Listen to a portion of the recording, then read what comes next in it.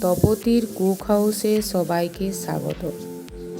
আজকের রেসিপি সুজির পুর পিঠে।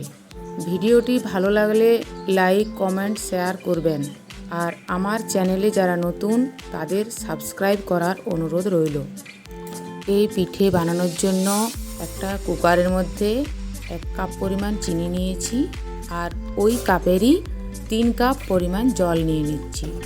তারপর স্বাদ মতো লবণ দিচ্ছি। তারপর গ্যাসটাকে বাড়িয়ে ওটাকে ফুটিয়ে নিচ্ছি।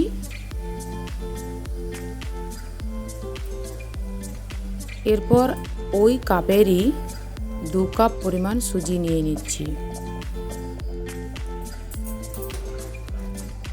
এরপর গ্যাসটাকে লোতে রেখে ভালোভাবে ক্লক অ্যান্টি ক্লক ওয়াইজ নেড়ে নিতে হবে। যতক্ষণ না মাখনটা মসৃণ হচ্ছে ততক্ষণ এইভাবে ভালোভাবে নাড়তে হবে। চেক করে দেখে নিচ্ছি এখনও ভালো মসৃণ হয়নি, আর অল্প জল দেওয়া যেতে পারে। আবার ভালোভাবে নেড়ে নিচ্ছি। তারপর আমরা এদিকে ছানাটা রেডি করে নিচ্ছি।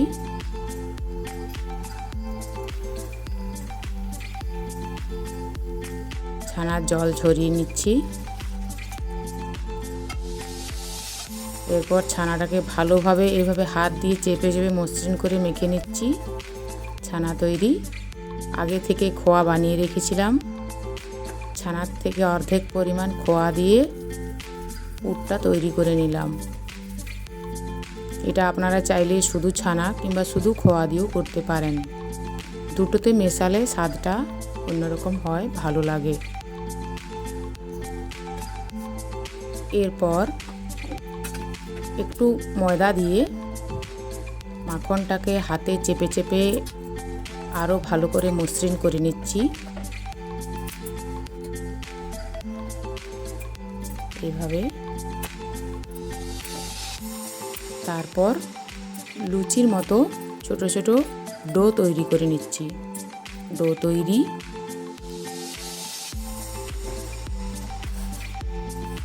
এরপর বেলে নিচ্ছি।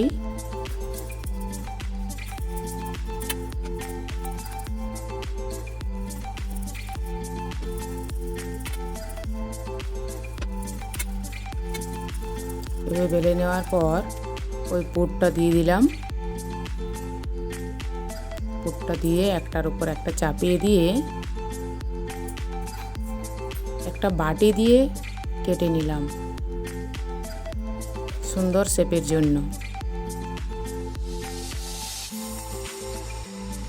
হাতে চিটচিটে লাগলে একটু জল ব্যবহার করা যেতে পারে। এইভাবে আরেকটা দেখিয়ে দিচ্ছি। এইভাবে আবার বাটি দিয়ে কেটে নিচ্ছি। সাইডগুলো একটু চেক করে নিলাম যাতে খুলে না যায়। একটু চেপে দিলাম। কড়াই বসিয়ে দিয়েছি। সাদা তেল ব্যবহার করছি।